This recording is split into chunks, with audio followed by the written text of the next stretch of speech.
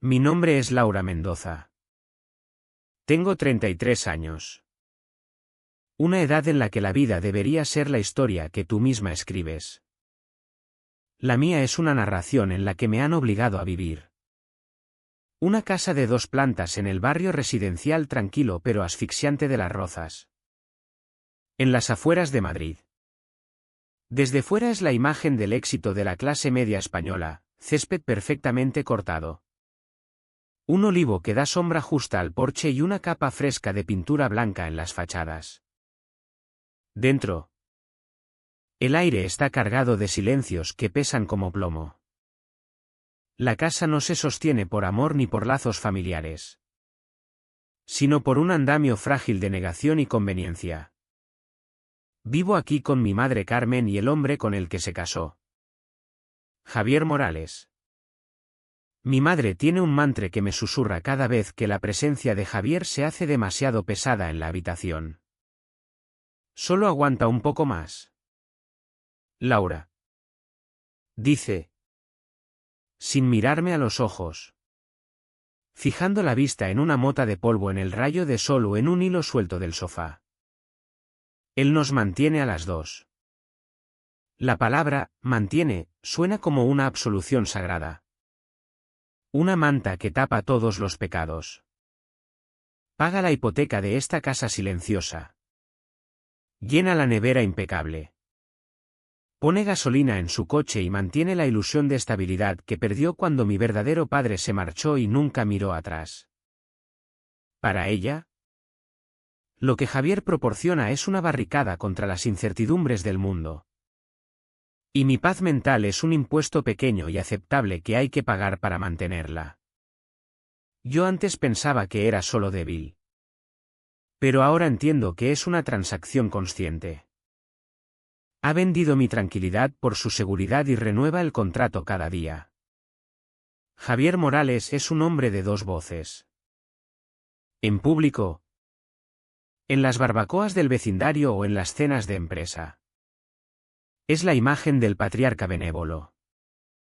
Usa su voz grave y resonante para contar chistes inocentes.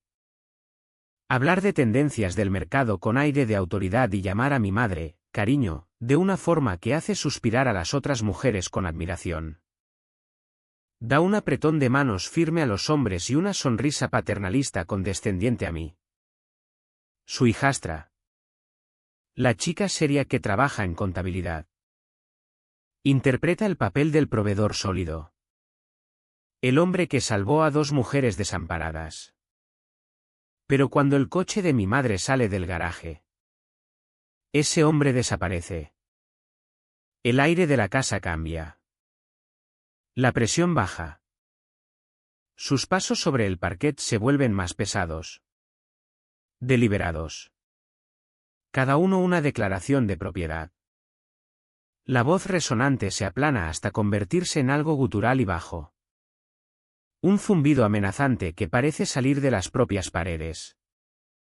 Sus peticiones se convierten en órdenes. Tráeme una cerveza, sustituya, ¿puedes traerme una cerveza? ¿Cariño?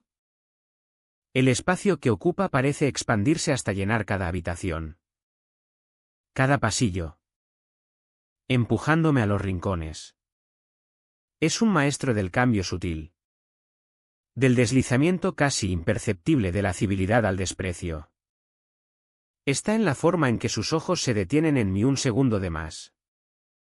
En cómo deja la puerta abierta cuando me cambio.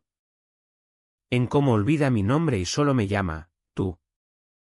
Es una erosión lenta y metódica de mi persona.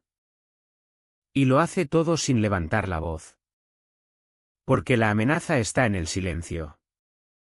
El silencio es donde él vive. Aquella noche empezó como tantas otras. Con la tensión opresiva de una tormenta que se acerca. Mi madre se preparaba para su club de lectura mensual. Que en realidad era una excusa para que ella y sus amigas bebieran demasiado vino blanco y se quejaran de sus maridos. El aire estaba cargado de su laca y perfume. Un olor floral empalagoso que apenas disimulaba el olor subyacente de la ansiedad. Estaba en la puerta de la cocina.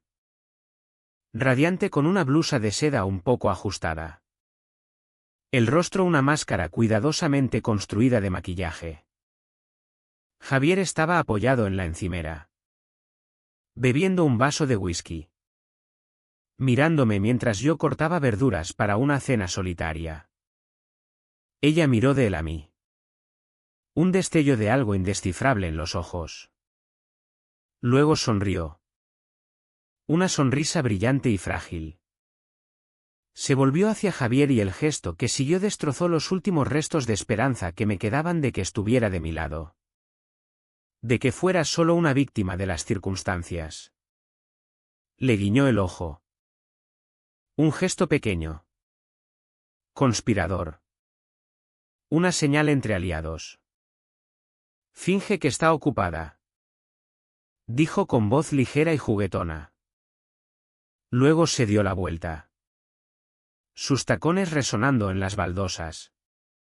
Y salió por la puerta principal, dejándome en el eco de su permiso. Finge que está ocupada. Las palabras flotaron en el aire como una sentencia de muerte para la paz de la noche. No había dicho, no molestes a Laura. No había dicho, déjala tener una noche tranquila. Me había convertido en el objeto de un juego. En algo que había que gestionar. Le había entregado las riendas y le había dicho que cabalgara. Durante unos minutos. Los únicos sonidos fueron el ritmo preciso de mi cuchillo contra la tabla y el tintineo del hielo en el vaso de Javier. Me concentré en las rodajas uniformes de zanahoria. En el olor limpio y afilado de la cebolla. Si conseguía concentrarme en la tarea, tal vez perdiera interés. Tal vez el silencio bastara. Nunca basta. Sentí su presencia detrás de mí antes de oírlo. El calor de su cuerpo. El olor agrio del whisky en su aliento.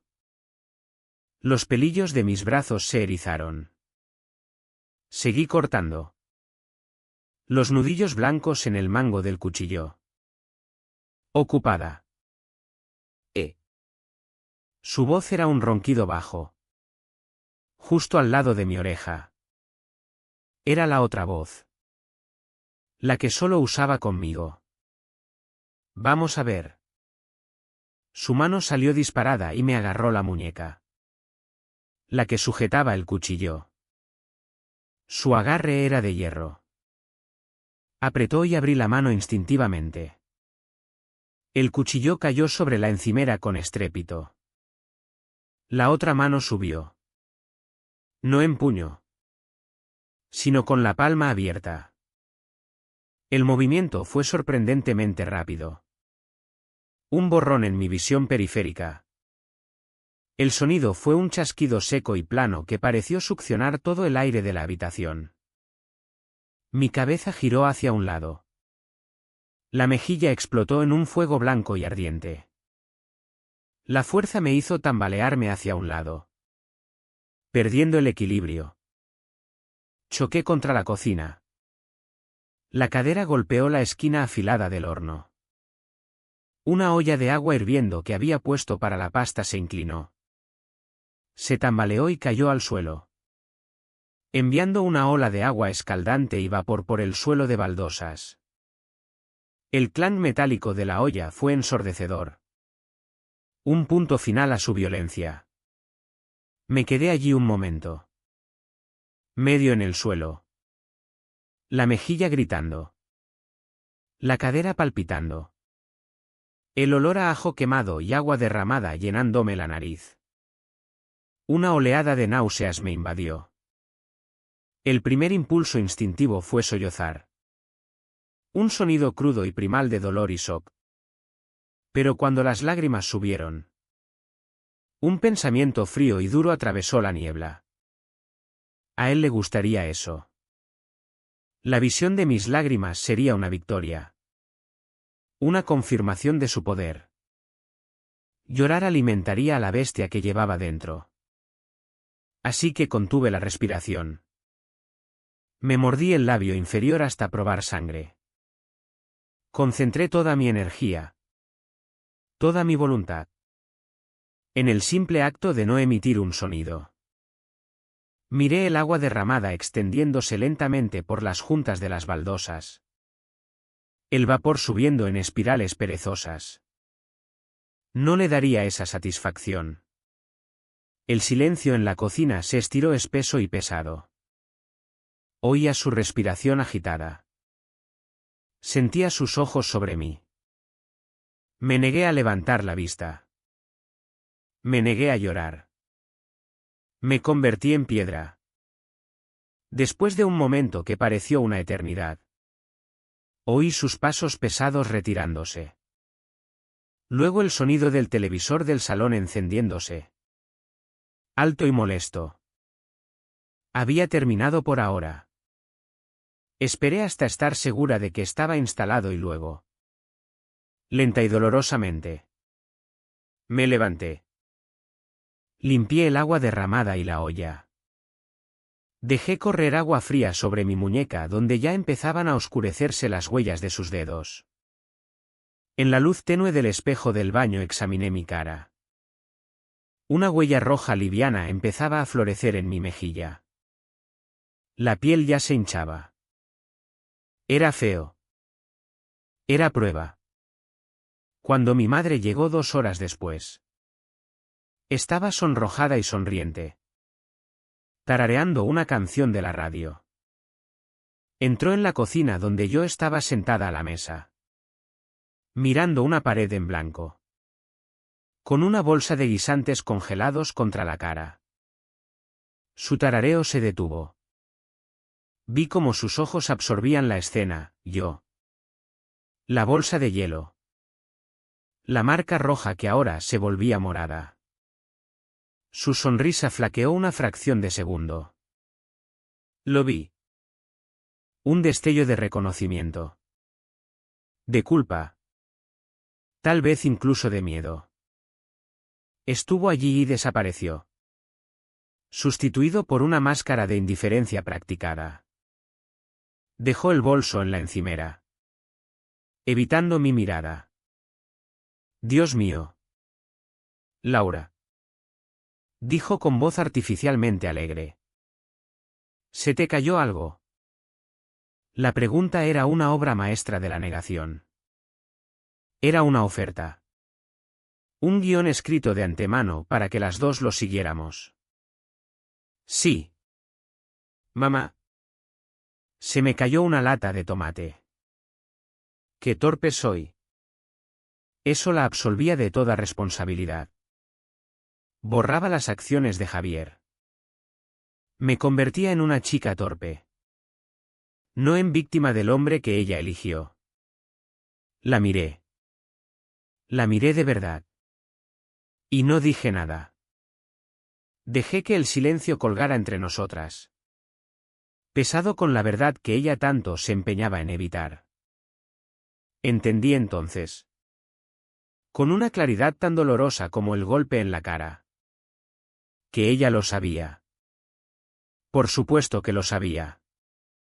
Siempre lo había sabido. Cada vez que él hacía un chiste a mi costa. Cada vez que yo me encogía cuando entraba en la habitación. Cada vez que un plato se rompía accidentalmente. Ella lo sabía. Simplemente elegía no verlo. Su comodidad se construía sobre una base de mi miedo. Y era la guardiana diligente de su propia ignorancia dichosa. No era víctima de él. Era su colaboradora. Aquella noche, tumbada en mi cama, con la mejilla palpitando en un ritmo sordo y constante. La ira fría que llevaba años hirviendo por fin se endureció hasta convertirse en algo sólido y afilado. El miedo había desaparecido. Quemado por el ácido de la traición. No habría más aguantar. Más sufrimiento silencioso con la esperanza de que las cosas cambiaran. No cambiarían. Solo empeorarían. No cogí el teléfono para llamar a una amiga o a un teléfono de ayuda. Mi dolor no era algo para compartir ni para aliviar. Era algo para usar. Me levanté de la cama. Me acerqué al escritorio de puntillas y saqué el móvil. Abrí la sencilla aplicación de grabación de voz que venía preinstalada. No sabía qué capturaría. Tal vez solo el sonido de sus pasos pesados en el pasillo. O cómo cambiaba su voz cuando me hablaba. No importaba. No estaba recopilando pruebas para suplicar ayuda o compasión. Estaba forjando un arma. La era de fingir había terminado. Empezaba a grabar y me preparaba para la guerra. Esta casa está construida sobre una base de mentiras. Cada una es un ladrillo cuidadosamente colocado en la fachada de una familia feliz. La mentira más prominente está enmarcada y colocada sobre la repisa de la chimenea. Es una foto de hace 3 años tomada en unas vacaciones familiares en la Costa del Sol. En ella, mi madre ríe con la cabeza echada hacia atrás. La mano apoyada en el brazo de Javier. Javier sonríe. Una sonrisa ancha y dentada. Un brazo alrededor de mi madre. El otro pesado sobre mi hombro. Y yo también sonrío. Es una sonrisa perfecta. Practicada. Una que me enseñaron a producir a voluntad. Mis ojos. Sin embargo, están vacíos. Delatan la verdad. No somos una familia. Somos 3 extraños unidos por un contrato de conveniencia y miedo. Actuando para un público que no existe. La foto no es un recuerdo. Es propaganda. La fractura original ocurrió cuando tenía 10 años. Mi padre. Un hombre que ahora solo recuerdo en fragmentos borrosos bañados por el sol. Hizo una maleta y se marchó. No hubo pelea dramática. Ni gritos para que los vecinos cotillearan. Solo un silencio profundo y repentino. Se fue en su coche y nunca volvió. Mi madre me lo explicó en tonos clínicos y susurrados. Como si leyera un diagnóstico. Necesitaba algo diferente. Dijo. Durante años. Ese silencio fue nuestro compañero más cercano. Nos mudamos a un piso pequeño y apretado donde las paredes eran tan finas que oíamos las peleas y reconciliaciones de los vecinos. Comíamos pasta con mantequilla 3 noches a la semana. Mi madre trabajaba en 2 empleos. Las manos ásperas y agrietadas. Un agotamiento permanente grabado en las comisuras de los ojos. Nunca lloraba delante de mí. Pero a veces. De madrugada. Oía sollozos ahogados y rítmicos desde su habitación. No lloraba por mi padre. Lloraba por la vida que había perdido. La seguridad que se había ido con él. Tenía miedo. Y su miedo se convirtió en el papel pintado de mi infancia. Luego. Cuando yo tenía 16 años. Apareció Javier Morales. Entró en nuestras vidas como un personaje de película. Un salvador con traje a medida. Era director regional de una empresa de logística. Un hombre que hablaba de carteras y planes a 5 años. Conoció a mi madre en un triste evento para solteros al que se había obligado a ir. Le compró una copa decente en vez del vino barato de la casa. La escuchó. Una semana después nos invitó a las 2 a cenar en un restaurante con manteles blancos. No me habló por encima del hombro. Me preguntó por mis notas y mis planes de universidad. Asintiendo pensativo como si mis ambiciones adolescentes tuvieran gran importancia. Era encantador. Era estable. Era todo lo que mi padre no había sido. En 6 meses compró esta casa en Las Rozas. La llenó de muebles nuevos. Le dio a mi madre una tarjeta de crédito y le dijo que se comprara algo bonito. Le prometió estabilidad. Una vida en la que nunca más tendría que preocuparse por el alquiler o el precio de la gasolina. Mi madre floreció bajo su atención. El agotamiento de sus ojos fue sustituido por una gratitud desesperada. Lo veía no como un hombre, sino como una salvación. Era su escape del piso pequeño y la pasta con mantequilla. Y se aferró a él con la ferocidad de una mujer que se ahoga. Y entonces empezó mi verdadera educación. No tenía nada que ver con el colegio. Mi madre se convirtió en mi profesora en el arte de fingir. Ponte derecha cuando vengan los clientes de Javier. Laura. Me instruía en un susurro bajo. No hables de política. ¿Lo altera? Su lección más importante era cómo posar en las fotos. Si Javier sacaba la cámara. Mi papel era convertirme en un accesorio de su cuadro de felicidad doméstica. Sonríe más grande. Siseaba a través de su propia sonrisa pegada. Pon cara de que estás feliz de estar aquí. Tenemos que mantener las apariencias. Tenemos que proteger su imagen. Nunca se trataba de protegerme a mí. Se trataba de protegerlo a él. Proteger la vida que proporcionaba. Proteger el trato que había hecho. Aprendí a sonreír.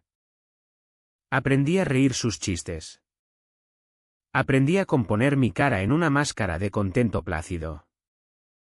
Aprendí a mantener la paz. Que era un eufemismo para borrarme a mí misma y dejar espacio a su ego. Pero la actuación siempre tenía un final. En el momento en que la puerta principal se cerraba detrás del último invitado. En el momento en que la cámara se guardaba. El decorado se desmontaba. Las luces de nuestro hogar feliz se apagaban. El hombre que 5 minutos antes contaba anécdotas joviales se retiraba a un silencio hosco y meditabundo. El aire se espesaba con las cosas que no decía. Los únicos sonidos eran el tintineo del hielo al servirse otro whisky y su respiración pesada y descontenta mientras se hundía en su sillón de cuero. En esos momentos, la casa parecía una tumba. Mi madre se ocupaba en la cocina. Sus movimientos rápidos y nerviosos. Como si el movimiento constante pudiera alejar la oscuridad que se acercaba. Y yo desaparecía. Aprendí la coreografía de la supervivencia en esta casa. Sabía qué tablas del suelo crujían y qué escalones saltarme. Aprendí a moverme de una habitación a otra con el silencio de un gato. Aprendí a hablar en tonos bajos y no comprometidos. A no dar opiniones. A no pedir nada. Lo más importante, aprendí a no mirar a los ojos. Mirarlo directamente cuando estaba de mal humor era como mirar al sol. Era un desafío que no podía tolerar. Así que perfeccioné el arte de mirar un punto justo por encima de su hombro. De fijarme en la pared detrás de él. De hacer que mi mirada fuera tan vacía e inofensiva como fuera posible. Me convertí en un fantasma en mi propia vida. Rondando los pasillos de la casa que él pagaba. Mi única escapatoria real era mi trabajo. 5 días a la semana conduzco 40 minutos hasta las oficinas de López y García Contables en el centro de Madrid. Salgo del coche y entro en otro mundo. En otra versión de mí misma en el ambiente limpio. Silencioso y con aire acondicionado de los números. No soy un fantasma. Soy Laura Mendoza. Auditora interna senior. Soy precisa. Soy respetada. Estoy al mando. Mi mundo allí es de hojas de cálculo y balances. De normativas y protocolos. Es un mundo gobernado por la lógica. No por los caprichos volátiles de un hombre amargado. La gente con la que trabajo me ve como callada. Competente e intensamente concentrada. No tienen ni idea de que la mujer que disecciona tranquilamente cuentas corporativas de millones de euros pasa las noches intentando hacerse invisible. Mi cubículo, con sus pilas ordenadas de archivos y su silla ergonómica, es más hogar para mí que mi propio dormitorio. Es mi santuario. El único lugar donde no finjo. Durante años me conté a mí misma una mentira casi tan corrosiva como las que contaba mi madre. Me decía que si era lo bastante callada. Si aguantaba lo suficiente. Si me desvanecía completamente en el fondo. Las cosas mejorarían. Pensaba que mi silencio era una forma de paciencia. Una estrategia. Creía que un día él se ablandaría o mi madre despertaría y vería la prisión que había construido para las dos. Me equivocaba. Mi silencio no era una estrategia. Era un anestésico. Me adormecía. Pero no curaba la herida. Y no cambiaba nada en ellos. Al contrario. Mi silencio no era paz.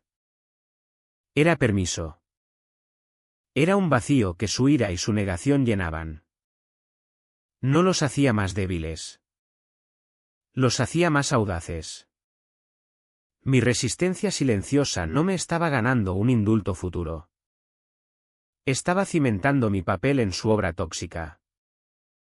Estaba asegurando que la función continuara indefinidamente. Y entonces, una noche de hace unos meses, entró un nuevo personaje en la narración. No era una persona. Era una pieza de tecnología. Javier. En un ataque de paranoia por la delincuencia del barrio, había instalado un videoportero inteligente en Nest. Le encantaba. Podía sentarse en su sillón y ver quién estaba en la puerta. Quién paseaba por la calle. Quién recibía un paquete. Era otra herramienta de control. Otra forma de que el patriarca vigilara su dominio. No sabía, y yo no se lo dije, que entré en los ajustes de la app desde mi móvil y activé la función de grabación de audio 24/7. Él pensaba que había instalado un par de ojos para vigilar el mundo exterior. No tenía ni idea de que también había instalado un oído. Un testigo silencioso e imparcial justo dentro de la puerta principal. Perfectamente colocado para captar los susurros ahogados y las verdades feas de la casa de los fingimientos. Estaba escuchando todo. El videoportero era el orgullo nuevo de Javier. Un pequeño ojo ciclópeo elegante montado junto a la puerta principal. Lo instaló él mismo. Un proyecto que le ocupó todo un sábado y que incluyó muchas maldiciones. Pero salió triunfante. ¿Seguridad? Anunció en la cena aquella noche, señalando vagamente hacia la entrada. Hoy en día no se puede ser demasiado cuidadoso. Para él era un guardián de fortaleza. Una forma de filtrar visitas y controlar entregas. Le encantaba el pequeño sonido que enviaba a su teléfono cuando detectaba movimiento. Una notificación que reafirmaba su control sobre ese pequeño trozo de las rozas. Lo veía como un escudo mirando hacia afuera. Protegiendo su dominio del mundo. Nunca se le ocurrió que su función más importante sería mirar hacia adentro. Yo conocía sus capacidades mejor que él. Había leído el manual por internet. Mientras él se concentraba en la imagen de vídeo, a mí me interesaba el micrófono. Estaba diseñado para ser sensible y captar claramente la voz de un visitante desde varios metros. Sabía que la acústica de nuestro recibidor, con sus suelos de parquet y techo alto, actuaría como un amplificador natural. Los sonidos del salón y el pie de la escalera viajarían, resonando ligeramente antes de ser captados por el dispositivo. Una noche, cuando los dos dormían, entré en la app Nest desde mi móvil. Navegué por los ajustes y activé la grabación de audio 24/7. Fue un simple toque silencioso de un dedo en la pantalla. Un acto que se sintió pequeño y monumental a la vez. No tenía un plan concreto. Era más un instinto. El mismo instinto que hace que un animal acorralado enseñe los dientes. Simplemente empezaba a documentar la realidad de esta casa, creando un registro que no pudiera negarse ni explicarse. La cámara era su herramienta de control. Pero el micrófono estaba a punto de convertirse en mi instrumento de verdad. La noche en que ocurrió era jueves. Javier había vuelto del trabajo de un humor de perros. De esos que se posaban sobre la casa como un sistema de baja presión, haciendo que el aire se sintiera pesado y difícil de respirar. Había perdido un contrato en el trabajo y, en su mente, la injusticia era un agravio personal que el mundo, y por extensión, nosotras dos, estaba obligado a absorber. Bebió whisky durante 2 horas. Luego pasó a cerveza, abriendo cada botella con un siseo agresivo de carbonatación. Mi madre, percibiendo el cambio en la presión atmosférica, se había hecho escasa, retirándose arriba con un dolor de cabeza que me dejó abajo, atrapada en la órbita de su rabia hirviente. Yo intentaba ser invisible, leyendo un libro en el salón, manteniendo la respiración uniforme y los movimientos mínimos. Él paseaba entre la cocina y el salón. Un depredador inquieto en su jaula. Pasó junto a mi sillón. Una botella de cerveza en la mano. Y al hacerlo tropezó ligeramente. Una pequeña cantidad de líquido ámbar se derramó por el borde de la botella y cayó sobre el parquet pulido. Era un charquito minúsculo. No más grande que una moneda. Para una persona normal habría sido nada. Un fastidio. Para Javier fue el punto de ignición. Se detuvo en seco, mirando el suelo como si fuera una herida mortal. Mira lo que me has hecho hacer. Gruñó. Su voz un rugido bajo. La acusación era tan absurda, tan sin sentido, que por un segundo pensé que había oído mal. Yo no he hecho nada, dije. Mi voz apenas un susurro. Mi corazón empezó a martillear contra las costillas. Siempre estás ahí sentada. Escupió, volviéndose hacia mí. Sus ojos estaban inyectados en sangre y entrecerrados. Solo sentada mirando. Me has distraído. Avanzó hacia mí y yo me encogí en el sillón. Señaló con un dedo grueso el charco. Límpialo. No era una petición. Me levanté lentamente, las piernas inseguras, y fui a la cocina a por papel de cocina. Mientras volvía, mi mente corría. No te enfrentes. No discutas. Hazlo y acabará. Me arrodillé y limpié el pequeño derrame. Cuando empecé a levantarme, su pie salió disparado y pateó el papel de mi mano. ¿Crees que eso basta? Rugió. Su voz de repente volcánica. Has dejado un desastre pegajoso. Lo haces todo a medias. Inútil. Las palabras me golpearon más fuerte que una bofetada.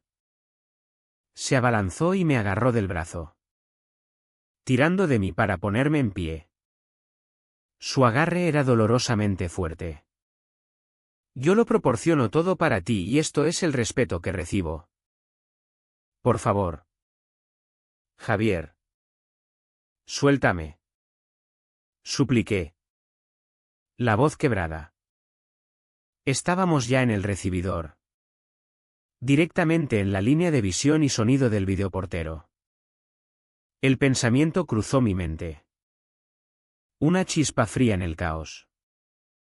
¿Puede oír esto? Me empujó hacia atrás. Tropecé, chocando contra la pequeña consola que teníamos junto a la puerta. Un jarrón de cerámica lleno de hortensias artificiales de mi madre se tambaleó y cayó, haciéndose añicos en el suelo con un estruendo que resonó por toda la casa. El sonido del jarrón rompiéndose pareció desquiciarlo por completo. Ya no estaba solo enfadado. Era primal. Un grito gutural y crudo salió de su garganta mientras avanzaba de nuevo hacia mí. Me arrastré para alejarme, intentando poner los trozos rotos del jarrón entre nosotros. Por favor. Grité. Las palabras medio sollozo medio súplica. Lo siento. No escuchaba.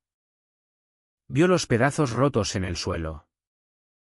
Otra cosa suya que ahora estaba arruinada. No vino hacia mí. En cambio, se volvió y golpeó la pared. El sonido fue un golpe sordo y enfermizo. El sonido de nudillos contra yeso. Gritó de nuevo. Un bramido sin palabras de pura rabia. Se quedó allí un momento, respirando en jadeos entrecortados y pesados. El puño aún apretado contra la abolladura que había hecho en la pared. Luego giró la cabeza y me miró. Sus ojos ardiendo con un fuego frío y aterrador. Dio un paso más cerca, inclinándose hasta que su cara estuvo a centímetros de la mía. El olor a cerveza y rabia era abrumador. No le contarás esto a nadie, susurró, la voz temblando de furia. Ni a tu madre. Ni a tus amigos. A nadie. Si se lo cuentas a alguien, te arruinaré. ¿Me entiendes? Me aseguraré de que pierdas tu trabajo, tu reputación. Todo. Les diré que estás loca. Les diré que me atacaste. Quemaré toda tu vida hasta los cimientos. Solo pude asentir. Las lágrimas cayendo por mi cara. Todo mi cuerpo temblando. Mantuvo mi mirada un segundo largo y terrorífico más. Luego se enderezó. Se dio la vuelta y subió las escaleras pisando fuerte, dejándome sola con los escombros. A la mañana siguiente, la casa estaba silenciosa y llena de una luz solar brillante y alegre que parecía una burla. Me había escabullido de mi habitación al amanecer. Mi cuerpo era una sinfonía de dolores. Y documenté la escena con la cámara del móvil, el jarrón roto, la abolladura en la pared. Luego limpié cuidadosamente hasta el último trozo de cerámica. Cuando terminé, nadie habría sabido que había pasado nada. Una hora después, el olor a bacon y café llenaba el aire. Entré en la cocina y encontré a Javier en los fogones volteando tortitas. Llevaba un polo y una sonrisa. Parecía descansado, calmado. La imagen de la tranquilidad doméstica. Buenos días, dormilona, dijo con la voz grave y resonante que usaba en público. Las tortitas casi están. Mi madre estaba en la mesa sorbiendo café, riendo por algo que él había dicho. Me miró, sus ojos escaneando mi cara. Y durante una fracción de segundo su sonrisa se tensó. Había oído. Por supuesto que había oído el estruendo. Los gritos. Simplemente había elegido cerrar su puerta y esperar a que pasara la tormenta. Me senté, el estómago revuelto. Los observé interactuar, riendo y hablando de sus planes para el fin de semana. Era una actuación impecable. Una clase magistral de negación. Él era el patriarca benevolente y ella su esposa feliz y contenta. Yo era el público. Más tarde ese día, cuando Javier estaba jugando al golf, me encerré en mi habitación con manos temblorosas. Entré en la Appnest. Allí estaba, un archivo de vídeo de la noche anterior etiquetado como movimiento detectado. Me puse los auriculares y le di al play. El vídeo mostraba solo el recibidor vacío. Pero el audio. El audio lo era todo. Estaba todo allí. Mis súplicas aterrorizadas. El estruendo enfermizo del jarrón. Sus gritos animalísticos desquiciados. El golpe sordo de su puño contra la pared y luego su voz. Escalofriantemente clara y firme. La amenaza susurrada. Si se lo cuentas a alguien, te arruinaré. Lo escuché 3 veces. Luego descargué el archivo. Tardó varios minutos. La barra de progreso moviéndose con una lentitud agonizante. Guardé el MP4 en una pequeña memoria USB discreta. Del tamaño de una uña. El archivo era un arma. Y un arma necesita estar escondida hasta que llegue el momento de usarla. Fui a la cocina. Abrí la despensa y encontré el gran bote de cerámica etiquetado harina. Desenrosqué la tapa. Hundí la pequeña USB en la harina blanca y suave hasta que quedó completamente sumergida y volví a cerrar la tapa. Estaba a salvo. Aquella tarde mi madre me encontró en mi habitación. Cerró la puerta detrás de ella. Tienes un moratón en la cara. Laura. Dijo en voz baja.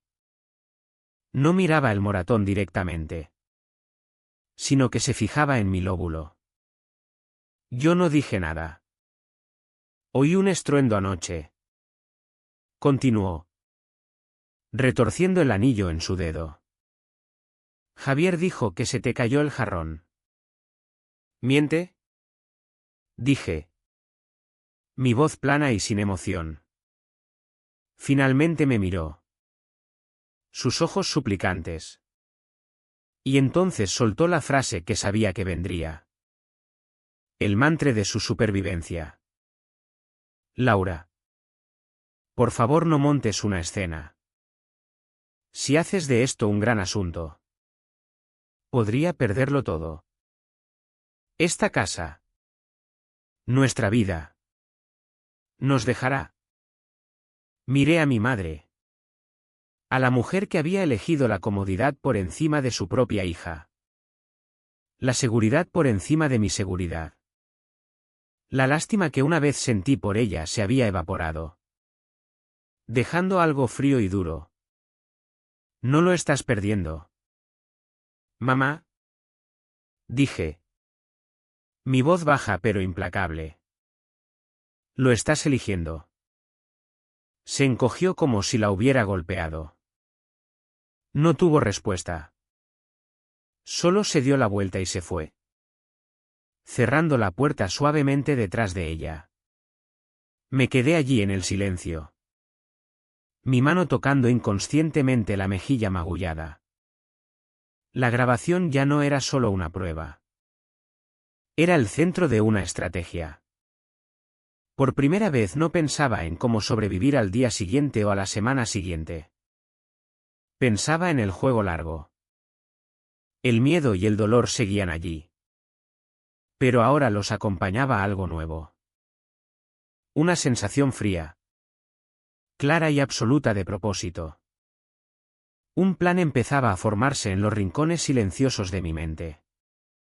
Un plan construido no sobre gritos ni lágrimas, sino sobre la verdad grabada e irrefutable. Mi escapatoria tiene nombre, López y García Contables. Está en la 7ª planta de un edificio anodino de vidrio y acero en el centro de Madrid. Un mundo lejos del silencio asfixiante de las Rozas. En el momento en que salgo del ascensor siento un cambio físico. El aire aquí es diferente. Fresco. Filtrado. Con un leve olor a café de máquina y al aroma seco y limpio del papel. El mundo de López y García es un universo de líneas rectas y ángulos rectos. De moquetas grises apagadas y mamparas de vidrio esmerilado. Es un reino de lógica gobernado por las leyes inmutables de los principios contables generalmente aceptados. Aquí cada número tiene su lugar. Cada transacción puede rastrearse y cada discrepancia debe resolverse. Es un lugar donde los hechos importan. Donde la verdad no es cuestión de opinión o conveniencia, sino una realidad cuantificable y verificable. Esta oficina. Este cubículo. Esta carrera. No es solo mi trabajo. Es mi santuario. Es el único lugar donde no tengo que fingir. Mi jefa es Daniela Costa. Una mujer aguda y pragmática de casi 50 años con un corte de pelo tan preciso que parece hecho con láser. Se mueve por la oficina con un aire de autoridad tranquila y eficiente. Daniela no es sentimental. Valora la competencia por encima de todo. Durante meses me había observado. Su mirada analítica.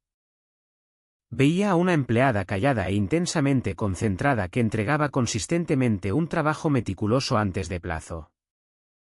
Confundía mi hipervigilancia inducida por el trauma con diligencia profesional. Veía a una mujer que nunca participaba en los cotilleos de oficina y que comía en su escritorio y lo interpretaba como dedicación. No veía al fantasma de la casa de los fingimientos. Veía una auditora ideal.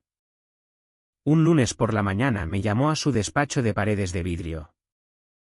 ¿Mendoza? Empezó yendo directa al grano. Te saco de la revisión trimestral de Apex. Te doy el liderazgo en la nueva auditoría de Transportes del Norte. Sentí un golpe. Una mezcla de pánico y euforia. Transportes del Norte era un cliente nuevo importante. Una cuenta de varios millones. Liderar la auditoría era un salto significativo. Sus controles internos son un desastre. Continuó, empujando un grueso dossier sobre su mesa. Va a requerir una inmersión profunda. Necesito a alguien que no se distraiga. Alguien que vea los patrones en el ruido. Esa eres tú. Me miró. Su expresión indescifrable. No me hagas arrepentirme. No era una amenaza. Era una declaración de expectativas. Saliendo de su despacho con el dossier en los brazos sentí una oleada de algo que no había sentido en años: poder. No era el poder brutal y ruidoso que Javier ejercía. Era el poder silencioso e invisible de la competencia y el control. Me volqué en la auditoría de Transportes del Norte. Se convirtió en algo más que un trabajo. Era la construcción de una fortaleza. Las filas y columnas de las hojas de cálculo eran mis ladrillos. Las densas páginas llenas de jerga de las normativas financieras eran mi argamasa. Mi mesa era mi centro de mando. Un baluarte contra el caos que me esperaba en casa. Pasaba 10 horas al día rastreando el flujo de capital. Identificando debilidades en los procesos de autorización de pagos y documentando fallos procedimentales. Había una satisfacción profunda. Casi espiritual. En ello. En casa no tenía control. Un vaso derramado podía desencadenar un terremoto. Pero aquí era yo quien imponía el orden. Podía seguir un solo euro desde una orden de compra hasta su asiento final en el libro mayor. ¿Y si estaba fuera de lugar? Lo encontraba. El mundo de los números era limpio. Honesto y absoluto. Era un escudo. Y lo sostenía con las dos manos. Las largas horas. Sin embargo, no pasaron desapercibidas. Mi trabajo. Mi única fuente de fuerza. Se convirtió en otro punto de conflicto en el mundo de Javier. Hervía de rabia por mi creciente independencia. Una noche llegué a casa cerca de las 10. Agotada pero satisfecha después de haber desentrañado por fin un problema especialmente enredado de cuentas por pagar. Me estaba esperando en el salón. Sentado en la oscuridad. La única luz venía del parpadeo de la pantalla del televisor. El olor a whisky era una manta pesada en el aire. «Qué bien debe de sentar», farfulló cuando entré. Ni siquiera molestándose en mirarme. ¿Hacer de jefa en tu oficina elegante? No respondí. Dirigiéndome a las escaleras. No te atrevas a alejarte de mí. Gruñó. Me congelé. La mano en el poste nuevo. Ahora te crees mejor que yo. ¿Verdad? Con tu trabajito y tus hojitas de cálculo. Se levantó. Su gran figura una silueta amenazante contra la luz azul del televisor. ¿Crees que? La grabación lo captó todo. Ahora estoy ocupada. Mamá,